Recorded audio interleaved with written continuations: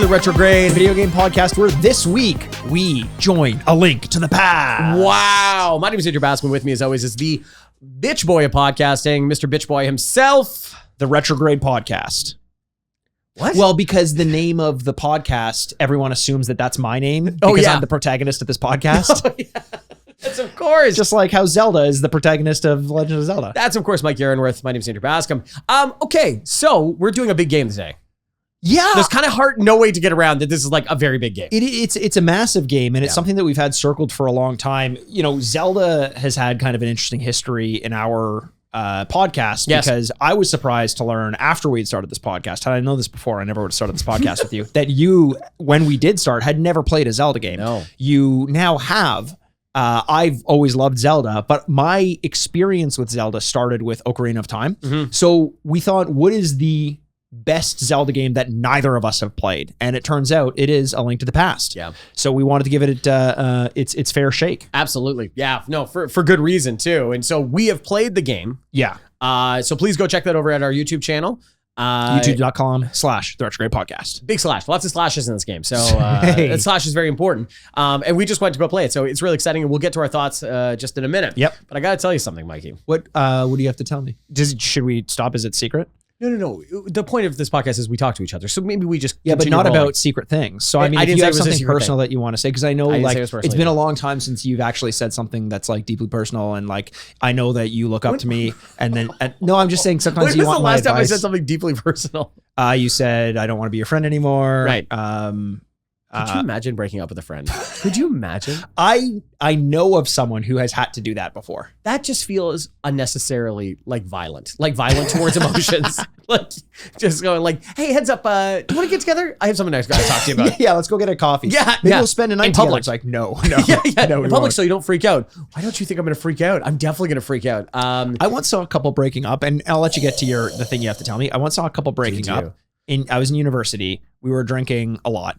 And they were breaking up in a public place. So I started to sing the I don't want to wait. Oh my goodness. For our lives. The theme song to Dawson's Creek? The theme song to Dawson's Creek. I started singing it as the background track to them breaking up. Do you think it helped? You know what? I think it took a little bit of the sting off of the blow, because they were now mad at me instead of each other. Yes, that's good. That guy must have slipped you a 20 or something like that. I just assumed he was breaking up with her. But also you gave them a great story. That's true. Because they're like, I got broken up at university, but then there's some fucking idiot at a bar just started singing the Dawson's Creek. It's not a story they could share together, though. No, unfortunately, unless they get back together. If our lives are like Dawson's Creek. Yeah, I'm like Joey, and you're like Pacey or whatever. Pacey. Joey, Pacey and the Sunshine Band. Yeah, Pacey and the Sunshine Band. Yeah. What do you have to tell me, Andrew? Personally. It's not personal. Okay. I guess because I do. Like I said, I understand that you look up to me, and if you need any advice, you gotta stop saying that. I do. It's okay. I won't say it, but it's like heavily implied, I think, in our dynamic in the podcast. It's just the way that we communicate. The way you're looking at me right now, it's just like that's baffled, a gasp, amazed, you might say. Well, some might. You. So I beat Alan Wake 2. Oh, it is of course 2023. Yes. Yeah. I beat Alan Wake 2, and I just because I had to bring it up only because I've teased it a few times on the podcast that like we've talked about it. Yes. You know, the different. We've ended up saying quite a bit on it. Yeah. I was gonna say different iterations of where I was throughout the game, and then a couple weeks ago we said I'm gonna stop updating you guys because this is interminable. But I did finish it. Yeah. And I will say, so did you like the game? Like, what was your thoughts on the game at the end? It overstayed its welcome. Yes. Okay. I think it had very good moments. Yes. I think it was a little bit full of itself. Sure. And I think that it was great, good if not great, but not a masterpiece like everyone was saying it was, which is fine because media needs good content. Yeah. You don't regret playing it. You know what I mean? Just because it's good. I will say, so I agree with most of the things you're saying. And I think when the original pitch... Well, you do look up to me, so of course you're going to agree with me. Yeah, you're my mentor. This is a lot of responsibility. I'm sorry, I know a sidetrack. That is a real thing in a lot of industries. Like, oh, that's my mentor. Somebody said that to me earnestly the other day about going like, well, blank name. He's my mentor. And I looked at him like, I couldn't tell. I thought he was joking. What? And I'm like, what? And he's like, well, yeah. And I'm like, and I have a mentor. And somebody, I'm somebody's mentor. And I was like, what the hell's going on? Are you okay? Do they live in a storybook?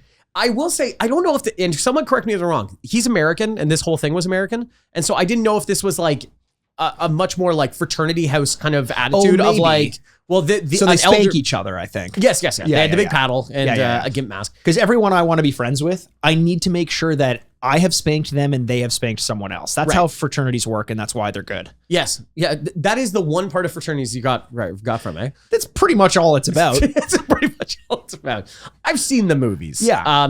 But yeah, and I was just baffled by it. I'm like, you had someone, which by the way does make a lot of sense. Somebody in an older generation of you teaching you the industry that you're working in. Yeah. Okay, I get that. But putting official titles on that's the weird part. Yeah, and then eventually you have to break up with your mentor. Oh no. Oh no. So I agree with you. When you write the pitch for Alan Wake 2, I imagine this 3-pager is like, whoa, hey, this is pretty cool. Yes. This is a cool idea. It's 2 stories that are, coming in and out, one set in a real world, one set in a alter world. Yep.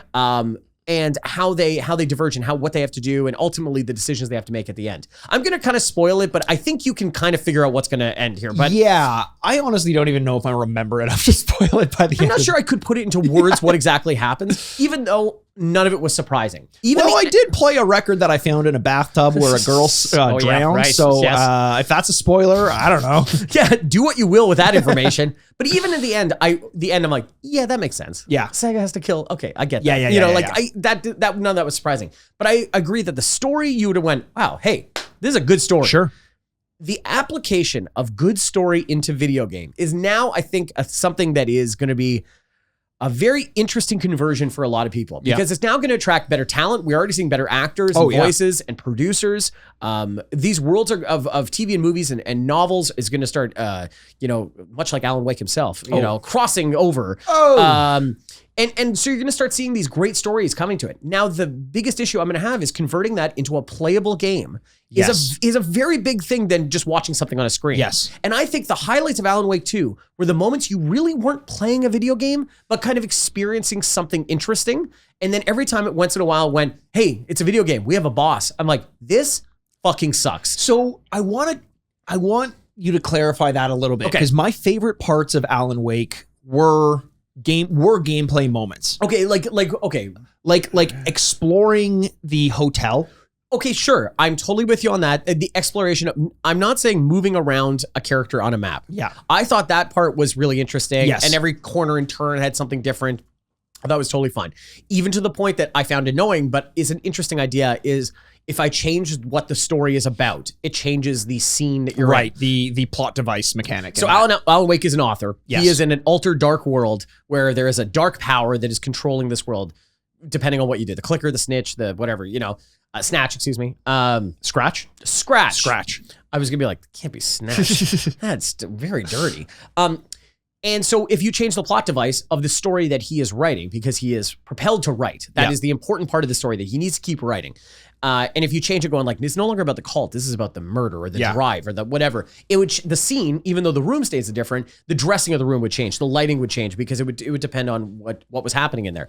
That is all totally fine. Mm-hmm. I sometimes was very annoying. I actually really didn't like that mechanic.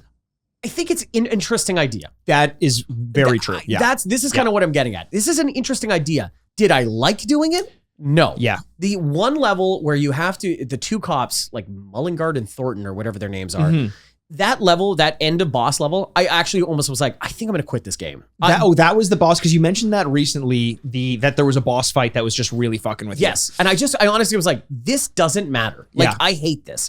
And because I found, to be honest, the fight mechanics and the shooting to be awful. When they expected a lot of you, like an intense amount of input. Yeah. I feel like they fall apart because they're very flimsy. As is the case with every Remedy game, it's not like The Last of Us Part 2, where when the action gets going, they give you the mechanics to fucking shit kick people. Yeah, be a superhero. Yes. Yeah. Alan Wake does feel like there's a lot of it's very floaty. Like it doesn't feel like it's engaging in a way that a game that's properly balanced or the mechanics are suited to the gameplay itself. Yeah, and like I will say, I'll get to good things in a second because this is my biggest part. It's just the shooting and the fighting mechanics and the whole thing just sucked. You're given very limited amount of actions you can do. Yeah. You have one dodge, And you go, ugh. Yeah. Fuck. Like this. Shit. And that's it. He should say that every time he dodges. Fuck. Well, that was close. Oh, Jesus God Christ. damn it. Ooh, A touched ghost me. nearly stabbed me. Like, and so you're limited with that. Oh, my And- back. I should have stretched.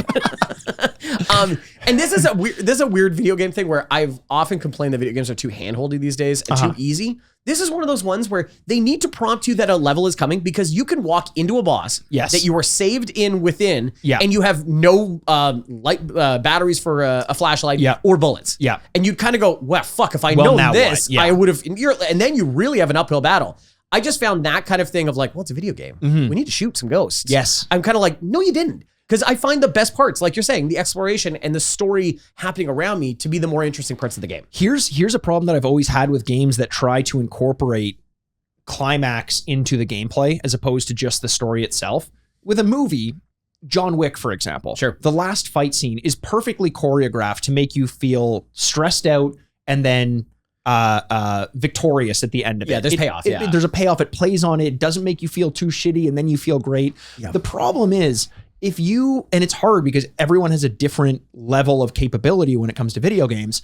If you have like a boss fight in the end and you feel back against the wall and then you lose, any momentum you've built towards, like from a story perspective of like, oh, this is really cool. I'm running through the hallways and Scratch is like right in my heels and he's like busting open doors. I love that. Which is really cool. Yeah. But that segment took me 10 tries for some reason. I don't know why I kept failing it. In the hotel? Yes, in the hotel. I didn't know I had to go back down the other hallway. Yes, I was and then I'm like all of the neatness of this new mechanic that you've introduced and this cool feeling. When there's a fail state and I have to play it again, now I'm pissed at it as opposed to being like, that was really cool. Bloodborne does the same thing in one of its boss fights against this guy, Mikolash, where like it's kind of a puzzle boss fight. And then you jump down into this pit to fight him. And the whole thing about him is he's supposed to be a coward. Yeah. And then you fight him and he one-shots you. And I'm like, well, what the fuck? And then you have to go through the puzzle mechanics every time over again. There's a way to do it without fail states being so prevalent. Yeah. And I'm not a producer. I don't know what the balance is, but if story is going to become such a popular thing, or I mean, it is obviously, but if it's going to become more prevalent in gaming, they need to figure that out. There needs to be more synergy between gameplay and story. Yeah. Otherwise, these frustrations are going to continue to happen. I agree. And that is my big thing that really held me back in this game. But I'm like you're saying, it's mostly good. Yeah. There are moments where I was like, when you're on the set in the talk show for the 7th time or whatever it is, one of the times it becomes a musical. I was going to ask you about that. And I was actually like, I don't even know if it's good, but man, is it interesting. Like it's cool. And so the characters are singing and dancing in real life, which we'll get to in a second. Yes. And they're pointing you going like this way, going this way. Yeah. And they're big and you're watching it. And I'm like, I don't know what this is, but I will always remember this. Yes. And so that in that way, it's interesting. And I'm glad they did it. Yeah. I agree with that. So that's the famous scene from the game. And I have 2 problems with it. Okay. One, I'm not bad at video games. I've been playing them my whole life. Yeah. But if I am compelled by the story of Alan Wake and that moment is this experience I've never had in any medium and I want someone else to experience it, they can't if they're bad at games. Yes. Again, the fail state problem. I died a few times in the game in this segment, which meant that anytime you go back, that feeling of it's the exact same thing as Scratch chasing you through the hotel of the music going on and the lights starts to become annoying. Yes. The second thing I was annoyed at in it is there are hidden collectibles in this segment. So instead of going along with the momentum and the pace that it's crafted for, it's like the hero of light or whatever it is. And you're like going around the corner and you explode someone with a flare. And I'm like, that's really cool. And then all of a sudden I'm like, hold on, I'm going to go look behind this tree because I know that's the way the game doesn't want me to go. Yes. Just don't give into the temptation to add that to your games. It always pulls away from it. It's just, why would Alan Wake, as a character, if you're focused on story, be looking around the corner when he shouldn't be? Yeah. And why would you want me to stop the momentum of this great set piece you've built? It makes no sense. Explain the character's motivation there. You know, I thought but overall, I also did really like that segment. I did. It was interesting. And then the same way that like every time that you were in one of the 2 worlds and you saw a crossover, like the janitor showing up in both worlds. And that janitor shows up in other Remedy games as well. Oh, does he? Yeah. I loved that. I love that you were talking to him in one, and then he's doing karaoke in the other one. Yes. And you're like, fuck, that's weird. Or you're seeing Old Gods of Asgard, which is the band that kind of shows up in both posters in one, and then you talk to them in another, and like they're the talk show bands. You know, that kind of stuff. I loved that part of it. Now, two things. One other complaint I had is that every time it's a spooky game, right? It's supposed to be scary. And every time that you're like, oh, cultists, and you have to kill ghosts or wolves or whatever it is going to be. And then when you kill it, Saga would go, okay, I think that's it. Yes. Don't say that. Keep it being, if it's a scary game, it should be. I actually like that. See, I think the point is like, I hated that it was like, well, it's time to fight now. Like a light's here and like, it should not be like that. It should be kind of spooky. The ghost could be around any corner. That you're right. It does take away from it, but they started doing that, I'm sure, before The Last of Us Part 2. But in The Last of Us Part 2, you'd always have Ellie be like, I think that's the last of it. Yeah. I mean, she'd say it, which was great. It's The Last of Us Part 2. The Last of Us. I think that's The Last of Us. The Last of Them Part 2. I parted his head into two. You're like, Jesus, Ellie. Fucking. Joel's like, Jesus. Try not to throw up. But so I like that because then it's like, now you can go explore and don't worry about anything. But it does definitely take you out of it. I'm just saying, like, what is the purpose? Is the purpose to be a spooky game? Then why include that if it's supposed to be an explorer? I don't know. You know, like, well, they knew they could scare you by just flashing a face on the screen at random. So the moment that I wanted to talk to you about with regards to Alan Wake, the scariest moment was the drowned woman segment with you're in the basement, and anytime you're walking through this area of the game, at any moment, they just flash on the screen. The volume goes up super loud, and it's just a jump scare that has nothing to do with the context of the world around you. It's purely just the developer being like, pressing a button to say like, jump scare. Yeah, we said in I think a previous episode, but it's like they're playing the game and going, it's not scary enough. Yes. Here. Like we only throw a couple of things here. Yes. I agree with you. The other thing I want to talk about is the use of real actors. I understand what they're going for because there are moments where you go, this is very compelling. They're not bad actors. Like the one guy that's the talk show host is from The Night Manager. Yeah, he's great. He's great. He's always good and stuff. And when he popped in, I'm like, oh, this is great. Mr. What was his name? Know. Who knows? Yeah. Fuck, I just beat the game too. This is how much it really meant to me, I think. But I get why, because they're like, we think we have a good script and we have good actors that are playing the characters. Okay, that makes sense. Yep.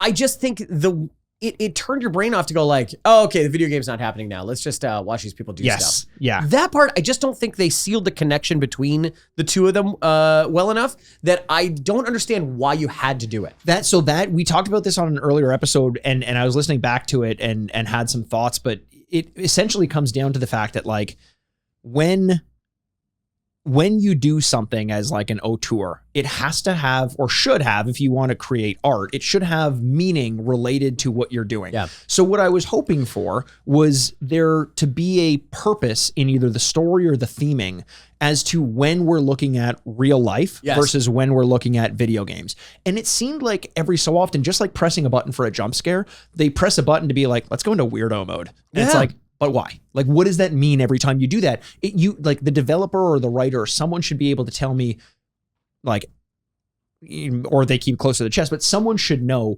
when you do that, it's actually Alan Wake's like subconscious, or it's actually like some other relation, or these things actually happen, but these ones didn't. But it isn't that. It isn't. And I thought it was, I think when we spoke last, I thought it was like every time you see something on a screen, it was real life. Yeah. Okay, that's enough that I can get my head around that. Yeah. But it's not really true because the other one is Alan Wake is just as confused as you are. Yes. He's like, what the hell?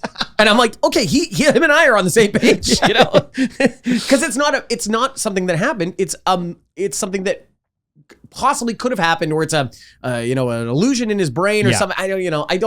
I don't think it was necessary, and it did take me out every once in a while. Because he's watching a talk show of him talking about the book that he's writing in the middle of the game. Like when you're applying plot devices to a new part of the world, like the hotel or something, to change the context, that's Alan Wake figuring out how to write the book that he's giving an interview about on this show, which is like, it's a very cool concept. It's a very cool idea. But ultimately, I think that they maybe tried a little bit too hard or went a little bit too out there sometimes.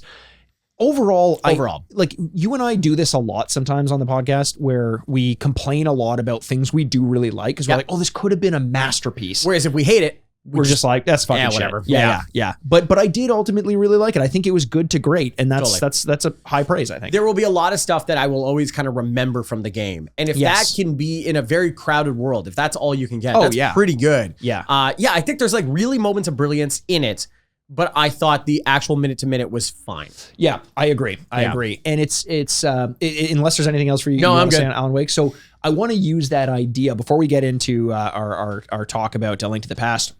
I want to use what we're talking about with Alan Wake to highlight an issue that I've had with another game, and an issue that I think is growing with games in general. And it has to do with this idea of story in games and finding this balance between mechanics and story. And if you have a really good story and no mechanics, it's like, is this a game? You and I have had this argument before where it's like, this isn't even a game at this point. This is just like a visual novel or something like that.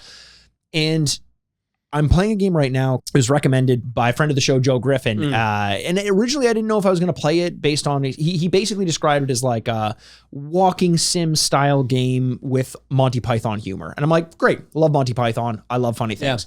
I played the game. It is, as advertised, very, very funny. It's a very funny game.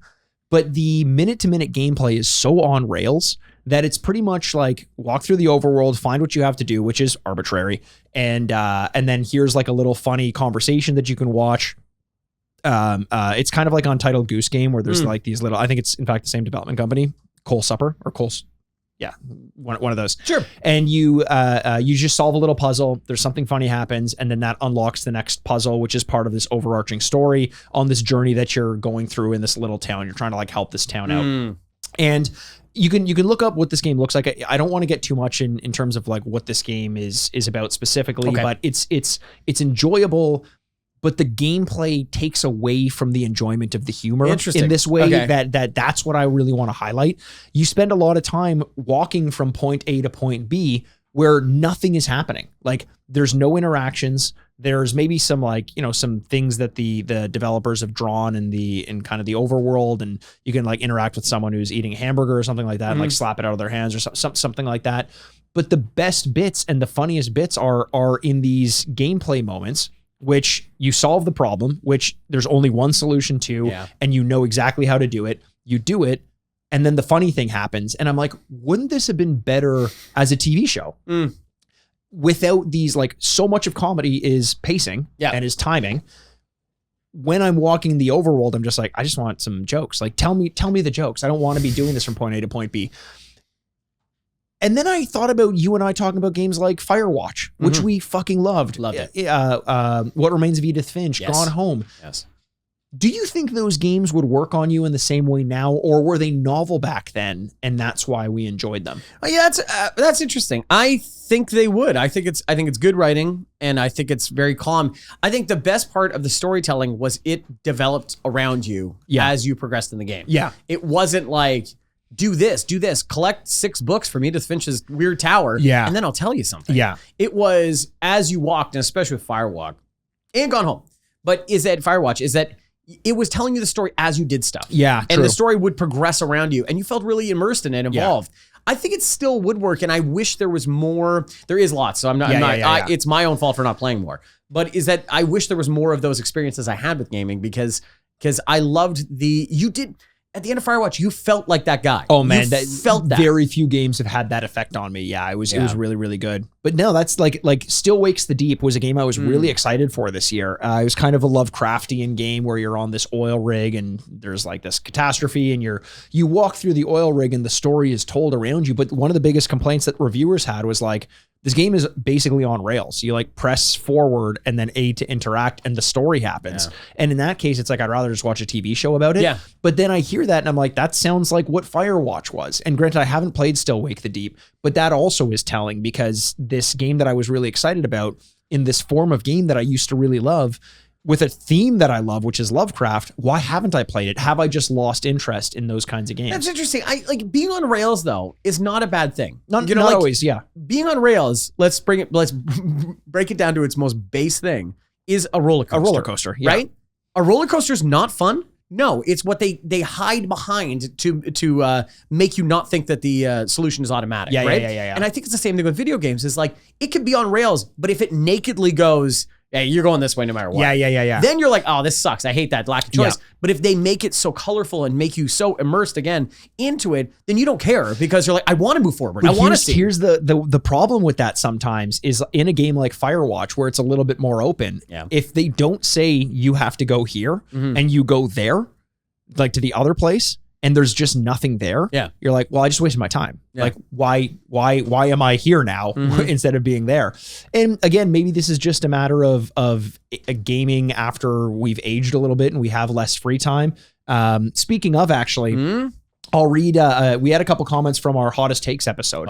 One of my hottest takes was games are getting worse. And then it was kind of a reflective question of like, are they getting worse or am I just playing games differently? So Cole Gassman, Whoa. Cole Gassman. Wow, that's he should be a pitcher. Cole Gassman? Wow. Or like Hank Hill's best friend. Oh yeah, that's Cole good too. or Gas? Yeah, Which one? Who knows? Maybe a It's rival. like the angel and the devil on his shoulder.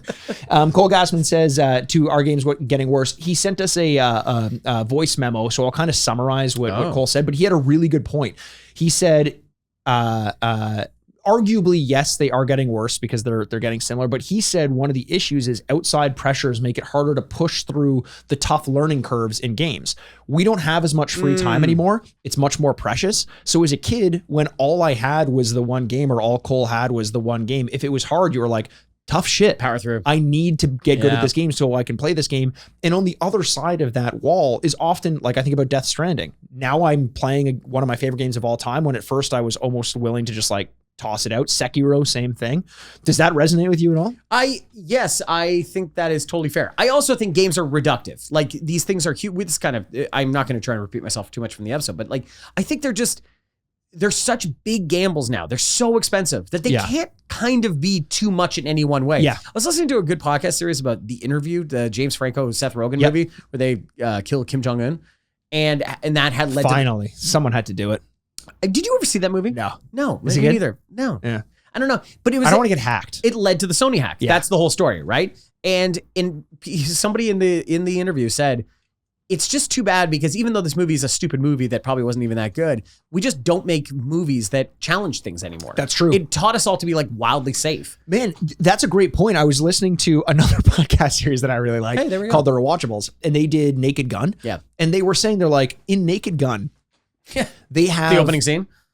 I think it might be the opening scene where there's all of the world villains, like every villain. Hussein and Gorbachev and and you know who they are just by looking at them. And it's like, you can't, like, imagine someone did that in a Naked Gun movie and it were Putin. Yeah. Like, it wouldn't be allowed now you wouldn't do it this way. anymore. Yeah. This is why we have Top Gun making up a country. Because they're like, Jesus, it's just so much better than us saying Iran. You know, and you're like, fuck, now I got to deal with this. Yeah. And I get that, but it's like, and I think we can tie maybe the less political stuff, but like back to video games where you go, it just doesn't feel like people are going like taking wildly challenging, areas. And that in that way could be seen as games are getting worse. Yeah. Because I'm being challenged less. That's true. That's true. It's becoming less art and more just like, hey, play this fun thing. Yeah. As like good movies and TV shows that are the ones that kind of make you work and struggle a little bit mentally. Like I agree with that. I mean, you struggle a lot mentally anyway, so like you don't need other things to help you with that. Yeah. Getting dressed. But I think actually we should lean into the political a little bit. Okay, cool. The Nelk boys are doing good.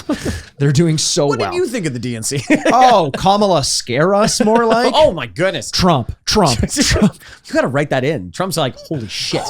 Who is this comedy writer? The weird thing is that will somehow save him in the election. Yeah, calling a name. Coming up with a good nickname. Yeah. He does keep doing this. No, we don't need to talk about this. But he does keep going like, what about this nickname? He says it out loud and people are like, I don't know. And he's like, I'll figure it out. Don't worry. Because it's like a silver bullet. Once he figures out like, whoa. Oh, watch out, Kamala. Landslide. 49 out of 52. Here we go. Josh Watts, another friend of the show who's written to us quite often, also agrees with the hot take and had, I just... Only voicing people who agree with my hot take. He says, I don't think they're as good as they were before. And I say that as someone who most modern consoles are Switch. And so in true boomer style, actually, I think I don't know what he's saying there. In true boomer style, proofread these. speak with almost total ignorance. Oh, sorry. So most modern games speak with total ignorance. I gravitate much more towards smaller indie games with appealing art design. This is what spoke to me. Than big AAA games that take a month of evenings to finish with a leveling up mechanic I have no interest in understanding. That's like exactly my belief as well. Has anything honestly seemed as astounding as those things that we played when we were 7, 16, or 21? That's the other side of it. We just had a different propensity for enjoyment and like the awe of the world. Experience something for the first time, like GoldenEye. Yep. We're never going to have that experience again because the first time has been taken. Yeah. Now, I think about this a lot though, and John's got the right idea, and I wish I was closer to his thinking. And you're a lot better at it than I am. Thank you. But playing these independent games requires a level of work. You know, it's kind of like seeing independent movies or finding new bands or, you know, whatever. It's so easy to get the biggest thing and going. That's true. Yeah, if I go to the movies once a month, I'm going to go see the biggest movie. Yeah. There's no way around that. But if you had more effort and you did some reading and stuff, you'd be finding these smaller things that are happening. And I think, and it's also a little bit of a time and financial crunch too, where you got to take more shots for sure to find out these ones instead of going, you know, clearly the thing that's on the billboards or the bus posters going like, this is the big game. And you're like, got it. I'm going to do that one. Yeah. You know, if you play 3 games a year, you're going to play the biggest games. That's very true. You know, the good thing about playing independent games is usually they're a lot quicker. That's true. Like you're not risking as much from a time perspective. Yeah. And often the reward is here's something unlike anything you've ever played, which kind of I appreciate. Yeah. But that's that. Talk a lot about story in video games. Now we're going to talk about one of the video games that had the preeminent story. One of the stories that have echoed through time. It's Legend of Zelda: A Link to the Past. Wow. Okay. Link to the Past on the Super Nintendo, developed by Nintendo EAD, published by Nintendo, directed by Tezuka, and produced by the one and only Shigeru Miyamoto. Mm-hmm. The soundtrack was who? Heard of him. Have you heard of him? Yeah. What are your thoughts on him? It's pretty good, this video game thing. Andrew, I thought you said we weren't going to get political on this. Yeah, you're right. I'm so sorry. Jesus. I know. I should have. Yeah. I think everyone's pretty good at video games. Everyone is the equal amount the same at video games. He's just gotten more shots at it, so I think that's why. That's true too. And Trump will save us. It was the soundtrack was composed by the wonderful Koji Kondo, and it was released in Japan in '91 and North America in 1992. Okay. It's the third Zelda game ever made, but it's a prequel to The Legend of Zelda and The Adventures of Link, which is numbers 1 and 2. That must have blown people's fucking brains in 1992, going like, it's a what? Prequel probably wasn't even a word at that point. I wonder as well if they were even upfront about that back in the day, because it took, like, people have now pieced together the storyline of Zelda, but I wonder if when they released this game, they had envisioned that story. You know what I mean? And probably people were pretty positive about that idea. Like, oh, that's pretty cool. Where it's like when every once in a while they try to explain the Fast and the Furious lineage, and you're like, 7 happened before 2. And you're like, what? Why? And you're like, oh God, everything hurts. Like, because family. And you're like, Corona's the only one. Oh my God. Actually, do you want to, we could do this now. I was going to do this later, but do you want to go through the timeline of Zelda games? Please. I figured it out finally with the help of the internet, obviously. Just a chalkboard and This game, Link to the Past, falls under what is called the Defeated Hero timeline. The alternate to that is a version called the Hero's Success timeline. Okay. Heroes Victorious. So that's there better. are Hero Success. Hero Success. Invested in the stock market. Bitcoin took off. What do you want? Made a ton of rupees off of it. Oh, nice. The Defeated Hero timeline is the storyline which connects to a version of Hyrule where the hero doesn't succeed in Ocarina of Time. So you have a bunch of Zelda games, and then Ocarina of Time, and then a split in the timeline, and then a convergence of the timeline. Okay. So the first game is A Link to the Past. Second is Link's Awakening, which I think is among my favorite Zelda games. I love Link's Awakening. Okay. We did that on the podcast forever ago. You have Oracle of Seasons / Ages, Link Between Worlds, which is which is actually, I think, the sequel to this game, A Link to the Past. Triforce Heroes, Legend of Zelda, which is the first one, Adventure of Link, which is the second one. Then you get Ocarina of Time, and with it, the hero is victorious. Under that, there is the Child Era, with Majora's Mask, Twilight Princess, and Four Swords Adventures. And then the adult era, which is Wind Waker, Phantom Hourglass, and Spirit Tracks. And after that, the storylines converge again. Your eyes are glazing over. I'm trying to act interested. This is like, it's like bringing me back to like French class when I was like 10. The best part about this is there's someone out there who is as excited as I am when I enter into one of the great fairy areas. Just rock hard. I know there's somebody at home like, God, I hope he mentions Wind Waker. Yeah, okay. Just like pumps his fist like on a bus somewhere. After the convergence, there are only 2 games. It's Breath of the Wild and Tears of the Kingdom. So that's its own what were we talking about? Era? Its own era after the split Heroes Defeated, Heroes Victoria. Okay, interesting. Era. They kind of come together in their own thing, but after everything else. Wow. Also, there is a ton of these games. There's so many of these games. Oh my God. Yeah. It's the future with Breath of the Wild and Tears of the Kingdom because they have like fucking technology. They have like iPads and shit. It's like, what? That is so weird that there is its own version of retrofuturism in Zelda. Yeah. That it's like, it's actually medieval times. But there's motorized stuff, Yeah. I mean, they don't have it in Ocarina of Time, which is how you know it's in the past. But then now I guess they like can't go back to the past and keep the Sheikah Slate or anything like that because I guess not. That would be a very bold decision is to go like, actually, we're going to reset to the beginning again. You didn't know it in Ocarina of Time, but they did have iPads. Yeah. Why didn't Link use them? You like take an axe pick to a rock and it's in the middle of it. Like whoa, what the hell is here the whole time? Okay, so as I mentioned, it's the third Zelda game. The second one was a side scroller, so this was kind of a return to the roots of the top-down element. Cool. The direct sequel, A Link Between Worlds, was released in 2013 for the 3DS. And again, I want to draw attention. You kind of mentioned this. Link Between Worlds, Link's Awakening, Link to the Past. These punny titles. Yeah, very pun. These are being made in an era where you have something like Ratchet and Clank, which is like up your arsenal, like already making fun of the idea of a punny title. And Nintendo's like, we're just going to go sincere with it. But that is Nintendo through and through. Yes. Sincere. Yes. Like there's no cynicism. There's no nothing. It's very earnest. They're like the Ted Lasso. Who went to camp and Halloween and jail. Who? Ernest. He's dead now. He then went to heaven. I hope so. I hope so. He was I love that guy. He's in Varney.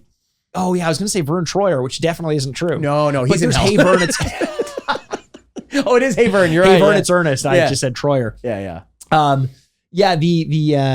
You mentioned before we started recording, you're like Link to the Past. Like, is that like was it like that in Japanese as well? It actually wasn't.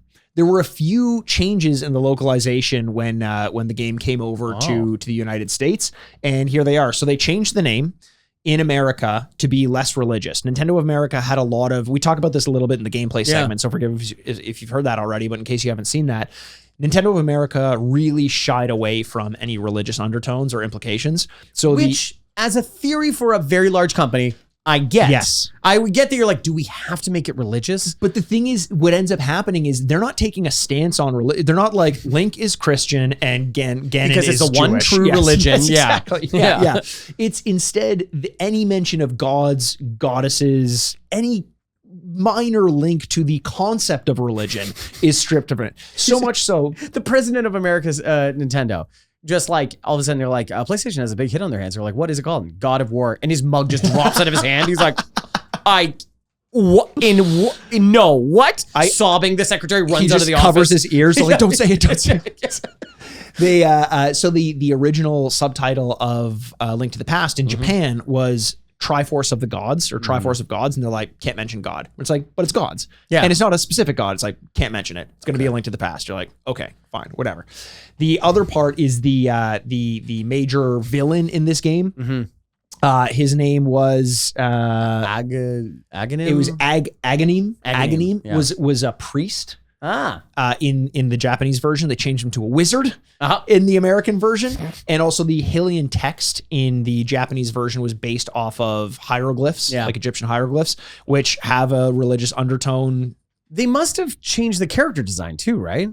Like, was he in like a collar, like a priest collar, or was he still like a fancy wizard? I think he was still a fancy wizard. Yeah. But I think it's a priest in the way that like a Dungeons and Dragons, like priest was kind of a mystical like a friar. Magic thing. Yes. Yeah, like kind of thing like where that. It's like, we're like, oh, that's a silly title. It's like, well, that actually was a religious title. Yeah. I think that's more of what it was. Like in Dark Souls, where they have a frog who's a pope. A turtle. I'm a fucking idiot. I am so sorry. Andrew, I am so sorry. You are going to get roasted in the comments section. Amphibians are going to be protesting outside the studio. Very mad. Wait, are Turtles amphibians? I think they're lizards, aren't they? Is there a difference? I don't know. What's the difference? What's an amphibian? I don't know. Yeah. Yeah, I think that's right. Well, if you're at home and you know the answer, you're right. Keep it to yourself. I don't want to learn. I like ignorance. It's fun. It is so much fun that I get to talk into a microphone and not think about the consequences. And that's why Trump 2024. Oh, God. Okay. Speaking of localizations, a French version of this game was released in Canada. Okay. It's the only Super Nintendo game that had a French release within North America. Like French Canadian? French. Well, so that's the question. Yeah. I'd be very curious to see how they spell we. Yeah. It's like instead of we just W-A-H. Yeah. Like, is Wario speaking right now? Salaport. And like all these like very weird French Canadian sayings. Man, that is a niche. Well, Link and all of the other characters were smoking a dart the whole time too.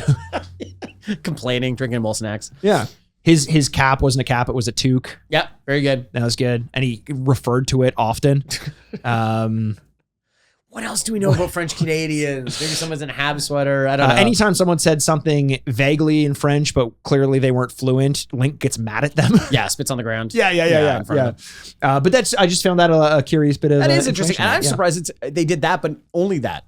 You yeah, know? you'd think it would be. If you have a department of well enough. yeah, right. That's probably it. And also, like you said, like if people are out there who don't realize this, Parisian French, like France French, is a different language somewhat than French Canadian French. Yes. It's taken on some different colloquialisms. It's like a dialect. It's its own. Yeah. So I wonder if it is one-to-one, if it's the same thing. I would assume it is. I can't imagine they had a whole team like switching up the audio and stuff like that, or the text. Yeah, the audio. The audio. Oh my God, that'd been hilarious. Link being like, wink. Reception of this game. Let's talk about it. Game Rankings overall gave this a 93%. That's the aggregate score. All Game gave it a 5 out of 5. EGM gave it a 35 out of 40. Famitsu gave it a 39 out of 40. G4, Game Reactor, and IGN gave this the runner-up to the best game of all time. GamePro and Kotaku gave it the best game of the generation.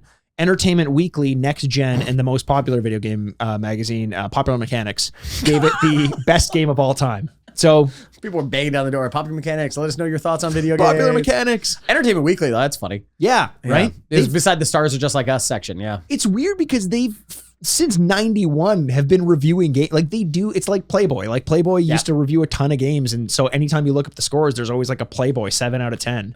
I'm like, the aggregate score is very low considering everyone's like, this is the best game. It almost feels like one of those ones where it comes out and you go, pretty good. And then you 2 years later go, man, was that the best game of all time? You realize how much of an influence it had. Yeah. Especially EGM giving it a 35 out of 40. That feels really low for me. Yeah, that does. I'm sorry, I'm just still thinking about the Entertainment Weekly. Like, it's like Vanna White taking out her garbage and going like, she's just like us. And then going like, have you guys played this Zelda game? Like, on the next page, like, holy shit. It was the best-selling release in Japan in 1991, and in the US, it was the third best-selling game in 1992 when it came out. Okay. Any guesses? Do you want to wager a guess 1992 of the two games that outsold Legend of Zelda: Link to the Past? Yes, Sonic 2. Okay. Oh, Sonic 2. Okay, well, I like that one. What would be? Is it a Nintendo game? It was on the Nintendo. Yeah, on Nintendo. Super Nintendo. Is it a Mario property? No, because there's no. Yeah, okay, I don't know. What is it? Street Fighter 2. Oh fuck! I should have gotten that. It's another one, man. but yeah. Oh, that's it's surprising that it was only the third best-selling game. But I knew every game back in that era. The fact that I didn't play this when it came out in 92 is surprising to me. Okay, yeah, I'm not asking everyone to know our canon or anything like that, but I've not played Zelda games up until the newest generation, right? Breath of the Wild and Tears of the Kingdom. And so this is a huge blind spot. And I've often thought, as you kind of said, like, how did you not play Zelda games? I know. And I think about this exact same thing where it's like, guess what? I played Sonic 2 and I played Street Fighter. So it's like, it just, maybe there's this gap. And then once you start getting into, much like the Fast and Furious, you're not going to start at 8. Yes. You know, you're not going to be like, you know what? I think I've really got a good handle on Well, you start at 7 because that's a prequel. Great. That's a really good point because I'm more of a canon, chronological guy. I watched Star Wars episode 1, 2, 3. Yeah. I love the idea that you would turn on Fast and Furious 8 and go, I have no idea what's happening.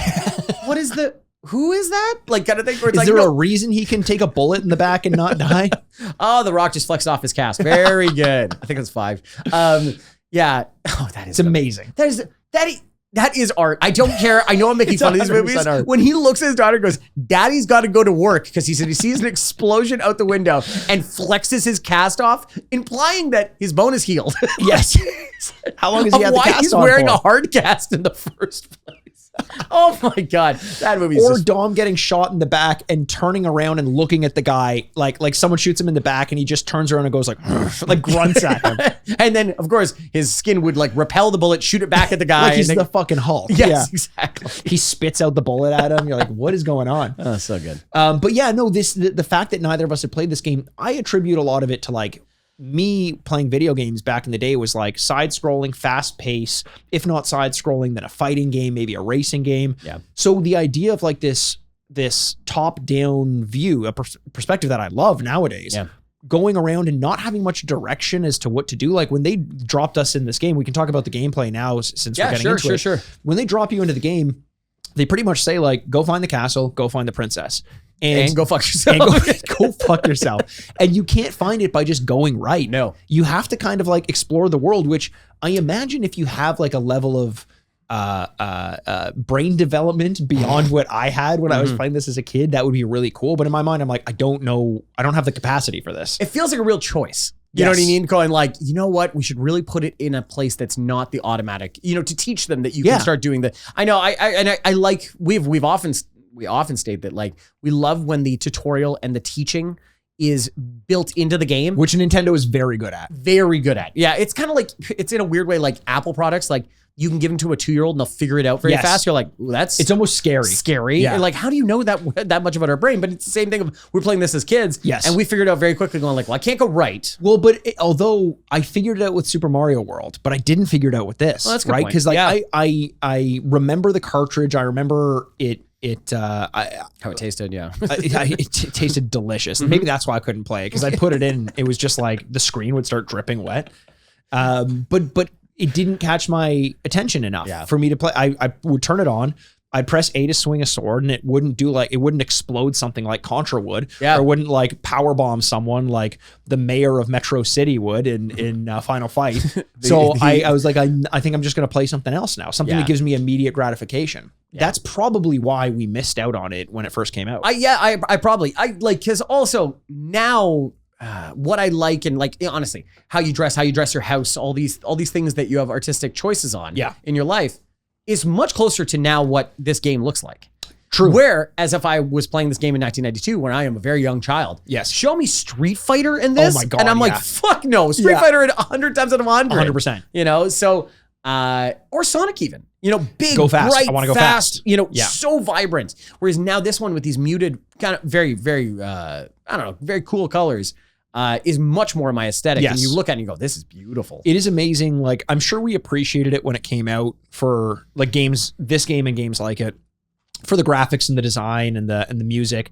But man, when this game booted up and you hear the music and you see it's like in a storm and you're walking through the overworld, you're like, this looks fucking phenomenal. And you said it, you're like, when games nowadays, like indie games, try to mimic the art style of the early 90s on the Super Nintendo, this is what they're trying to do. And this fucking nailed it right off the bat. Yeah, just on the first go. Yeah. It was just like, no, this is it. And then everyone went, yeah, this is it. Yeah. And they all just kind of, you would almost get mad at it for creating something that was so unbreakable, but it gets so much credit for creating a style that people so commonly associated with what a video game looks like, or a style of video game looks like, that it's just, you cannot break away from it. Yeah. I'm less mad at this game for creating something unbreakable and more mad at M. Night Shyamalan. Why is that? For creating something called Unbreakable. I'm more mad at Kimmy Schmidt for creating something so unbreakable. That's true. She shouldn't have done that. And it is weird that she did, like, a lot of people don't know this, but that Kimmy Schmidt is based on, it's like a true story. And the real Kimmy Schmidt was the writer-director of the TV show. Really? Yeah, well, you said because Kimmy Schmidt created Unbreakable Kimmy Schmidt. And that is true. A lot of people don't know that. Yeah, well, I'm just mad that Kimmy Schmidt was so unbreakable that we now commonly associate the word unbreakable with Kimmy Schmidt.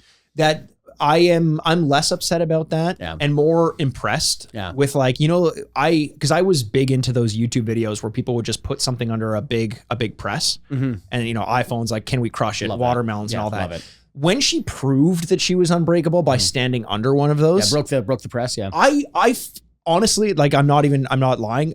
I'm kind of ashamed to admit it now, but I did think that was fake. And Really? then when I found out it was real because she did the multiple angles and live in Madison Square Garden, it took on this Three whole nights, new yeah. three nights in a Amazing, row. yeah. Smash them in a cocoa, eat your heart out. You know, It just changed my whole perspective on it. So I can't be mad at her. I think she's earned the right to conjure up her image when we think about Unbreakable things. I do too. Yeah. And just like we're talking about with the art style of Zelda and Kimmy Schmidt, very commonly associated with each other. They're almost always. Yeah. And Samuel L. Jackson himself, obviously. But Samuel L. Jackson. Sometimes when I'm playing a Zelda game, I forget that it's not Unbreakable Kimmy Schmidt. And I'm like, shouldn't John Hamm be coming? Like, Ellie Kemper should be here soon, right? Where's Titus Andromachus? You know? Where is Titus Andromedus? Andromedus? Yeah. Damn it. Andromedus nut, baby. The art style's good. The music is fantastic. The music is Koji so Kondo, good. After we just did the music episode, for God's sakes. Like, God damn it. But it is amazing. And Ocarina of Time, which is just an evolution of this, which is an evolution of The Legend of Zelda, the original on NES, was my number one soundtrack of all time. So Zelda music to me is like second to none. It's unbelievable. Yeah. It's amazing though, when we started playing this game on the gameplay segment, how quickly you and I just slipped into, okay, we know it's got to get done. Like, we stopped commenting on the game because the gameplay from a story perspective, from a go here next, from an I know what to do, is so ubiquitous with gaming now that it's so familiar that we didn't even think to comment on it until like 10, 15 minutes in. We're like, oh shit, how does this feel? Yeah. I never even played these games. And I was like, well, I know how to play these games. It's amazing that you're like, it's a birthright. Like, you know how to do that. Yeah. And obviously games are just very derivative off of something that was great. And this is it. You know, I really liked it, but to find out how much we liked it. Yeah. I think we need to go into our reviews, Andrew. Whoa. Now, it's been a while since we've done this, especially with a retro game, but what we used to do on this podcast and what we do every so often nowadays, we take a look back at the games that we used to love when we were kids. In some case, we haven't played those games. We give those games a ranking out of 4 bits based on what we thought about them when we played them when we were kids. If we haven't played it, it's what we think we would have thought about them when we were playing them back as kids. And then we play the game like we did over on our YouTube channel. We give the game another ranking out of 4 bits. And that combined score, Andrew, is what we like to call the retrograde. Wow. That's our syllabus. You got it now. It took you a few hundred episodes, but we got it. I'll start. Yeah, give us your history. I'm gonna give it in what I would have thought as a baby boy. Little baby Andrew's playing this game, shitting his pants all over, and it's like, you need to clean this up. You need, as opposed to what, the other ones where you don't need to clean it up. No, you need to clean up all of your shits. That's you're talking to me as a baby boy. You need to, because your mom doesn't love you and she's told you that. You know you're on your own at this point. And at a certain point, I get it. You need to mourn the loss of your mom, even though she's still there, just in the other room on the other side of the locked door that she won't let you in on. Yeah. But you need to, at a certain point, accept that she's gone and clean up your shit because your room is a mess. Yeah. You know, Mikey, I am so excited for when you do your one-man play one day, because there is so much that I think you just start writing and you'll be like, who is the main character? Is it me? Is it me? Are you saying that my mom lost herself? Your own biggest fears and insecurities just come out on page? Wow. Andrew, that's absurd. I always clean up when I shit myself. This is why I'm so disappointed in you for not doing that. Okay, so, you know, where do you start with a game like this? Because, like we're saying, I have so little experience with it, and yet we played it, and it was like, you know, I all of a sudden was just playing with like my right hand. Like I was like, oh, I know how to do this. It is beautiful. The music is amazing. 2 things I probably wouldn't have appreciated in my Retrograde or as a young kid, but it was incredibly easy to play, which is really important when you're a kid. Yes. Just to know how to play, not to be too frustrated so you bounce off it, you know, but also it gives you immediate satisfaction. This game just jumps you right into it. You free Zelda, and then you're all of a sudden like you're off on your adventure. Yeah. And so now you're like, I'm pretty good at this game. Yeah, of course. And especially as a kid, I'm like, fuck yeah, this is awesome. I'm gonna go slashing people. Yeah. There's no way around this. I think this is just one of the best games you could have played, especially for that generation. And if I don't give it a 5, I think I'm lying to myself. I think this is a 5, and probably an easy one too. A 5? I mean 4. Jesus Christ. This is only expressing how little we have done this recently. 4, please. It's been a while. I agree with everything you're saying. Yeah. I don't disagree with anything. What about the 5? The 5, I think you're cheating a little bit. In fact, I actually think I have given a 5 before. I was just going to say, you have, and you tried. I gave it to Super Mario Bros. You tried selling the idea that you're like, we should be able to go above it. I agree with everything you're saying. But there's a reason why, and I hate that I'm following this up with a but, but there's a reason why, as a kid, I didn't play this game. The retro score is subjective. It is a score that we give based on what we as non-critics, on kids, would give to the game. If we played it as kids and we have this really fond memory of it, even if it's not a great game, but that was like the game for us, which was the case with a lot of younger kids who were limited to the number of games they could play, then it's a 4. This game was not a game that I played. It was a game that I bounced off of, a game that resisted, for some reason, me getting into it. And I think it has to do with me just being dumber as a kid, not having the patience to figure out where to go, if not to the right, not relating to the top down looks quite as much, because I'm like, look at the sprite of Ryu. Ryu looks, like you said, way cooler than Link. Yeah. However, I only want to take that so far. I'm going to take that as far as not giving it a 4. Okay. But I will concede, even as a kid, because I think if the right person guided me through this, I would have loved it. Yeah. Like you said, you saved the princess and now the world is open to you. Yeah. You know how fucking hard that is to understand? Yeah. I'm going to give it a 3.5. Okay. Just for that. And the 0.5, like if you actually asked me back in 1992 what I thought, it probably would have been a 0, because like I said, I wasn't a critic and I didn't want to play it. Let me play Street Fighter. But I'm giving it enough credit to say, in the right circumstance, I think I could have gotten to it, but I didn't have anyone to teach me about the game when I was a kid. Yeah, okay, that's totally fair. So we give it a 5 and a 3.5 is 8.5 now. It's a 7.5 out of 8. I think that's totally fair, and I'm going to do something very similar. Not planned, but I'm going to give it something very similar in the current score. Okay. Like I was saying, the world opening up and feeling strong, and those are the things I would have liked as a kid. The opposite reasons I like it as an adult. It's the art style, it's the music. It's very calming, just exploration and walking around. It feels so familiar, like a pair of jeans you're broken in. You're like, okay, I like this. That's a different reason I would have liked it as a kid. But it's an unavoidable problem that you start looking around at other games, and you go, God, it is simple, and that's part of its beauty, but that is also part of the thing that would just not draw you back immediately. It's not one of those games that now, in 2024, that I would want to go back and go like, well, I gotta beat this game. I think we fall into a horrible trap sometimes where we play these snapshots, because we play for like an hour. Yeah. And we go, God, I'm going to beat this game. This is going to be the best. And every time I've gone back and done that with the Switch or something like that, and I have Super Mario, and I go, oh, I'm going to beat this. You know what? After a couple levels, you kind of go, okay. Yeah. Fortnite's right there. Yeah, are we doing something different here, or no? We're doing the same thing. And it's just kind of like sitting in like a lukewarm bath, where it just kind of is the same thing, right? And that's no fault of its own, because it's beautiful in its simplicity, it's beautiful in its consistency, but that doesn't really inspire you to do a ton more. So unfortunately, even though it's one of the best games of the 90s and one of the best games ever for the Super Nintendo, competing it against modern games is just an unfair battle. So I'm going to give it a 3.5 because it's still incredibly beautiful and wonderful. But to give it a perfect score, I think I'd be lying to myself. Yeah, I'm right there with you on this, because I as much as I was playing this and I'm like, this is phenomenal that it exists. This is a museum piece. Yes. Like, we should study what games were before and after this. This created a before and after moment in gaming. Yeah, totally understand that. As I was playing it, I was like, you know what I want to go back and play?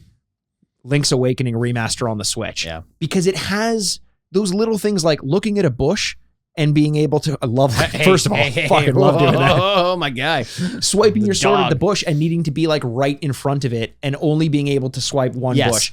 Whereas the remake, like in modern gaming, it has the ability to kind of fan out your swipe a little bit in a more organic way. I know that's such a nitpick, but in a game that is so simple, little nitpicks like that have a massive effect on the way I enjoy the game. So there is a world in which I could consider, I'm trying to get an analog pocket. Oh yeah. And I think if I get that, I will play through this, because I'll have it in handheld and it'll be like a perfect emulation or the physical cartridge. Actually, no. Yeah. Perfect emulation. Maybe I will. But there will always be a part of my brain that I have to turn off, which is like, accept it for what it is.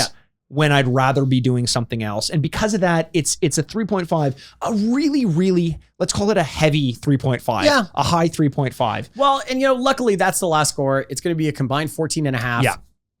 Yep. Yeah, 14 and a half. And that's exciting for a lot of reasons. So I don't think nitpicking over here, a 0.5 here and there is going to really matter because it's still going to get its flowers. People will be upset.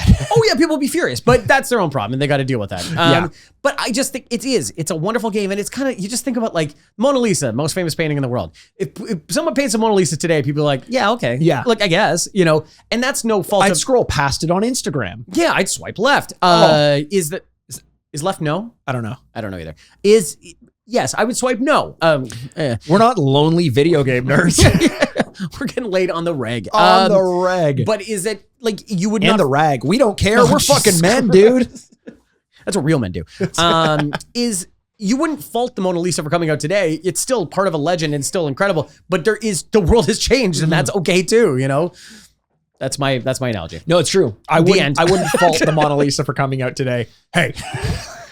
Don't come Get back in there. It's like out of the frame. Okay. Yeah. All right. That's fine.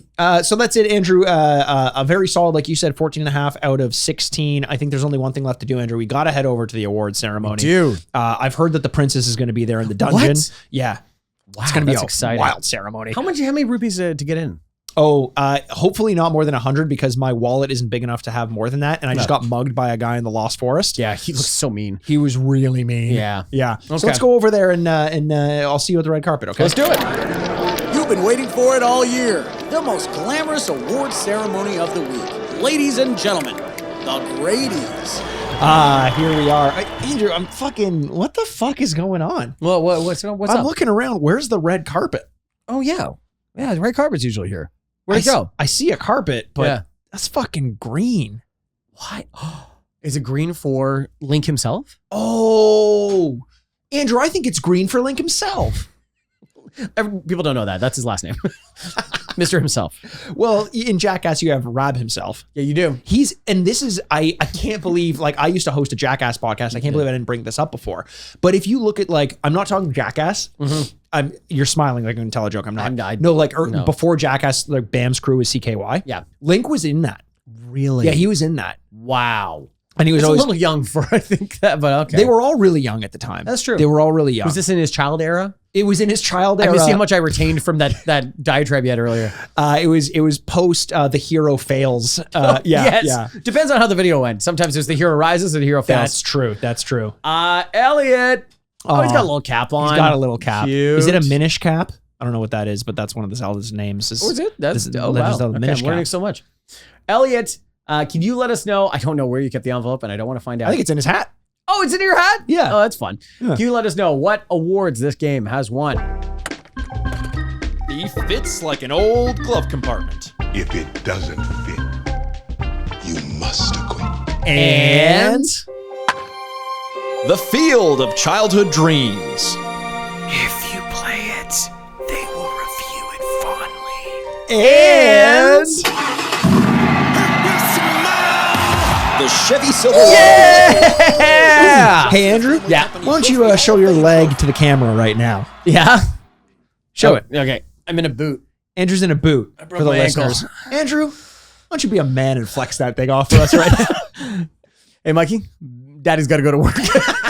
Why does Daddy have to go to work? Because he's got a horrible repressive job. Really? Yeah, I'm in a corporate slave thing. I don't know. It's God. terrible. Corporate slaves. I thought it was because this game just won the Chevy Silverado like a rock Dwayne Johnson & Johnson, a family company trophy, Hall of Fame trophy. Wow, very good. My eyes rolled back in my head as I said that. Yeah. That is It's an award. 2025. That's an award that's given to a game that gets a 14 or higher. This one being a 14 and a half. It does. Yeah. It also out. gets the Field of Childhood Dreams, which is a retro score of a 7 or higher. And because this game got a 7 or higher, it does. Mikey's catchphrase. And Mikey does it. It does. And finally, that fits like an old glove compartment where the current score is above a 7. Andrew, why don't you ask me if it gets this one? Hey, Mikey, does it get this one? It does.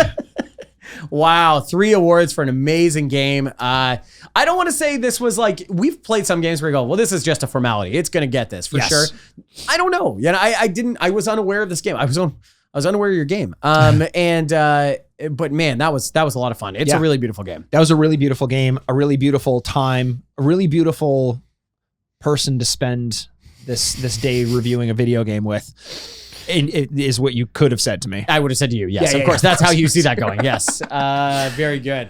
Well, that was Link to the Past. Let us know if you have any thoughts about the game. I'm sure you do. And you're furious. You are probably furious, and you might be even more furious after this announcement that we got coming up. Yeah, we have one little announcement here at the end. Just a little announcement. Yeah, a little one. So this is now early September, and by the end of September, in 3 more episodes, we are going to be stopping doing weekly episodes of the Retrograde podcast. Yes. Now, regular weekly episodes. Regular weekly episodes. That is not to say it is going away or is ending in any way. We are still going to be doing lots of video content. We'll be popping on here to do reviews of video games and movies, our thoughts in general. Still doing our New Year's episodes, still doing that. Don't worry, we're not going anywhere. But it is no longer going to be a regular weekly thing, and because we're going to be working on a new project. So it's something exciting, we promise. You should be excited about it for a variety of reasons. A, it involves us. B, this new thing that we're going to do, I think we're going to have a renewed sense of passion towards. We're going to bring something new and fresh. And we've come to realize from a lot of your listener mail and a lot of the questions and people who have reached out to us that, we love talking about video games. Yeah. A lot of you, it seems like we've gotten close. Yeah. Between the listeners and the hosts, it feels like hopefully you guys will want to hear more of what we have to do. That doesn't have to do with video games. Yep. There's a lot that we want to talk about, a lot that we're limited in talking about based on this fact that we have a video game podcast. In whatever project we do, video games will come up. Oh yeah. We're going to try to do something that incorporates more movies, TV, all that, focus topics. But like we said, the feed for the Retrograde is not going anywhere. The YouTube channel in particular, we're going to be doing dropping some gameplay segments. Whenever there's a new game we want to play, we'll just hop on there to play or talk about it. So make sure you're subscribed to the YouTube channel. Make sure you keep our podcast in the feed, because we're going to drop new episodes at random. Yeah. Whenever it feels like we've got something really worth doing. Yeah. Yes. I will sentimentalize this later. Don't worry. Once again, near the end of the month, in 3 weeks, 3 more episodes, we're going to probably have a larger episode. So write to us. If the Retrograde has meant anything to you in the last 6 years. 6 years. Jesus Christ. Please let us know. Get us at Twitter or at the email address, which is retregradepodcast@gmail.com. Because we want to hear from you. That last episode is going to be all just a love letter to you guys and the amazing community we've started. So, we'll get sentimental later. And trust me, we got exciting things coming, but this is not a goodbye thing. It's just more, we wanted to have a moment to celebrate everybody involved in this. Yeah. So we got a couple more weeks here of doing this every week. And then trust me, you can't get rid of us anyway. We're going there. We're still around. So what are we doing here? But until then, and maybe more importantly than ever, we love every single one of you, and we can't wait to talk to you soon. My name's Andrew Bascom, and with me, as always, is the bitch boy of podcasting, Mikey Aaronworth. Who submitted that? I forget. I'll have to do it next time. I don't have my phone on me. God damn it. Oh, God, that is hilarious. This is the Retrograde Podcast. Game over. Still Bebop. Yeah, still Bebop. So that kind of works. It should always be B names, I think. It's kind of a win for me. I can't wait for the last one. We're being all sweet. It's not like the bozo of podcasting. And you're like, fuck, right. Furnished by Sad Styles Productions. And you go, yeah, fuck, like this. Shit. And